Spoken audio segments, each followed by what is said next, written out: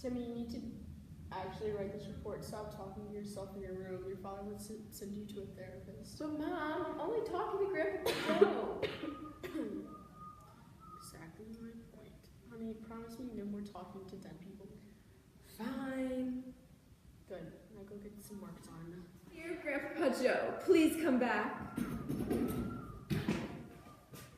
Hello, Timmy. Nice to see you again. I really need more help, Grandpa. I am happy to assist you, Virginia. Yay! Now, from when I left off last time, regional tensions started to grow, which was reflected in politics. Huh? The Whig Party started to vanish, mostly because of Willard Fillmore's actions. What a loon.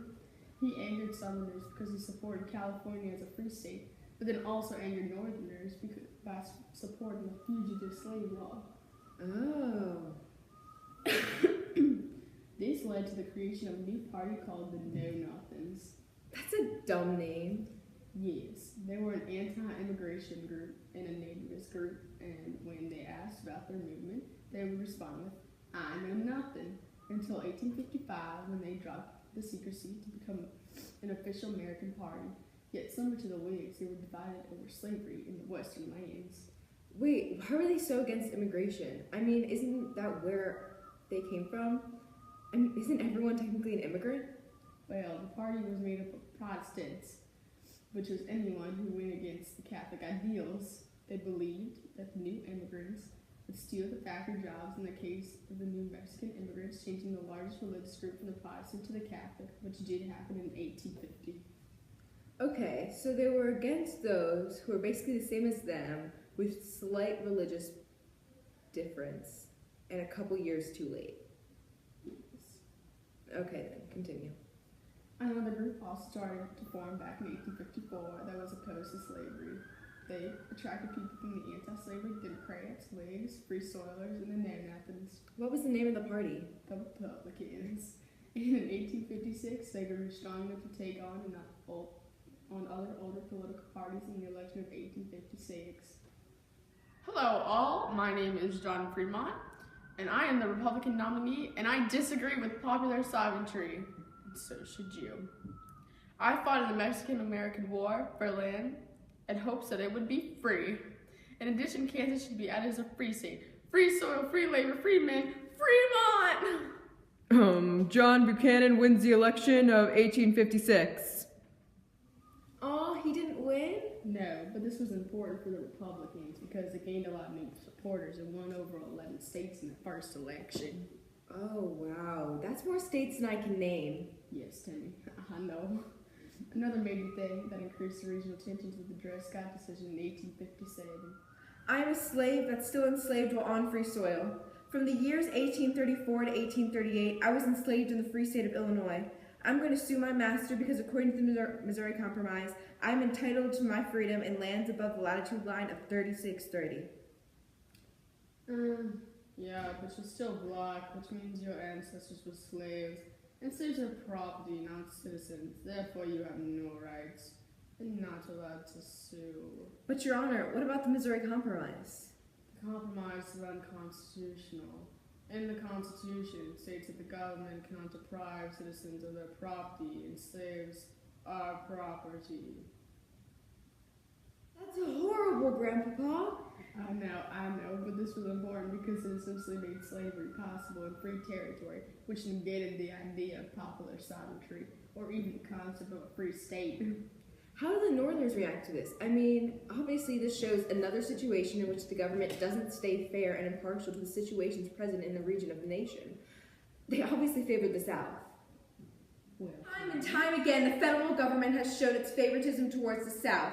We won't stand for it. What should we do? the South is running a conspiracy. First, we should impeach the Supreme Court and then secede from the Union. Who's with me?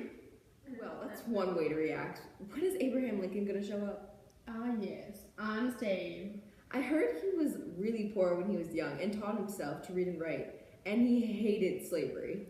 Yes, he didn't begin his political career until he was 25, when he was elected to the Illinois State Legislature as a Whig.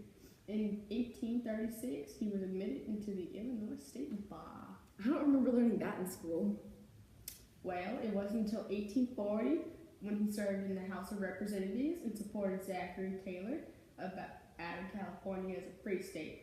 And his real political career didn't begin until he opposed the Kansas-Nebraska Act and drafted by his rival Illinois politician Stephen A. Douglas.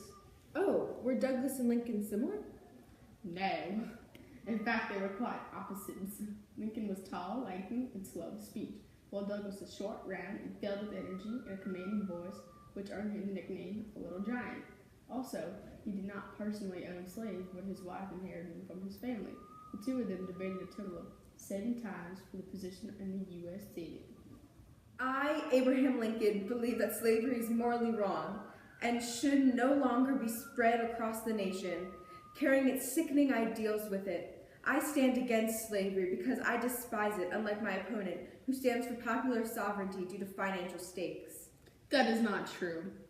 I support popular sovereignty because I believe it is up to the people to decide whether they want slavery in their state or not. Well, who won? Douglas won by only a slim margin. Lincoln, however, gained a large following. Lincoln seems cool. Yes, he had quite the reputation and voiced many of his opinions. Like what? Well, he constantly talked about how the Dred Scott War was wrong. He attacked popular sovereignty, condemned the system of slavery, and unlike most white people at this time, he believed African Americans had natural rights. Wow. He was not shy at all. I bet a lot of people admired his leadership.